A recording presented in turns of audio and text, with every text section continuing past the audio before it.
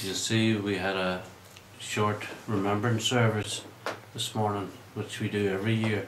Just a few of the members would gather to remember our dead with dignity, and it was a very solemn occasion, and the pastor spoke very well, and a lot of the older people actually went over and said to him after that it was good to hear a man of the cloth speaking the truth, because unfortunately nowadays a lot of them are that wishy-washy.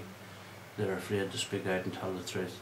But I have to say that what happened yesterday, which was Sunday, the Republicans will not even let us remember our dead in peace, where they rang in bomb warnings, threats, whatever, to try and disrupt a number of the remembrance services. Now, I would ask you in America, how would you feel when you remember your dead, that if somebody was to ring up a bomb threat? The same type of people who are sitting in our government have the same logic and the same ideology as what our Deputy First Minister has. They won't even let us remember our dead in peace. You know, Bellaghy, they had called the service off because they didn't even have the police there to guard them. When they did ring in the bomb threat, the police couldn't even search for the bomb because they didn't have the resources. So everybody was told to go home. Now, this is the type of country we now live in, that we can't even remember our dead. Although if the men who were there had had their way, they would have continued with the service. But unfortunately they were told that if anything was to happen, they would be responsible for the people's lives if a bomb did go off. So they had to call it off. Now this shows you the type of peace we live in Northern Ireland.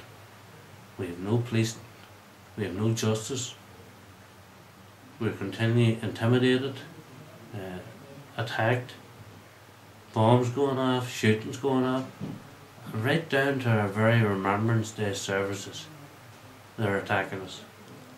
When are we going to see some type of justice in this country? All we're asking for is to live in peace in this country, not to be intimidated or threatened. And remember, there's both Catholics and Protestants standing at these remembrance services. It's not just one side of the community, it's both sides of the community, because a lot of good Catholics served in the security forces as well. Especially in the First World War and the Second World War, a lot of good men fought and died for their country. So it shows you it's nothing to do with religion, it's just that much hatred within these people that they're not prepared to let us remember our dead. But we'll send this message to them. You won't deter us. You're scum, you're always scum, and you always will be scum.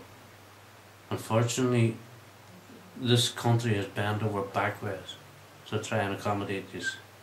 Well, there's a part of us that bent in no road.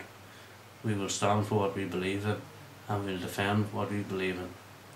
And this new Chief Constable, who knows so much about Northern Ireland, who can't even find his way to the border if you let him out in the car, the whole strategy is now, they don't attack the police officers. Why? Because they don't send them out onto the roads.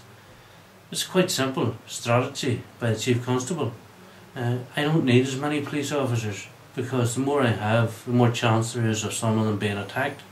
So we'll withdraw them out of the areas where there's a threat, and we will keep a normal police force in the areas where they're safe. But what way is that to police any country? He should be ashamed of himself, but I doubt very much if that man knows what he's doing.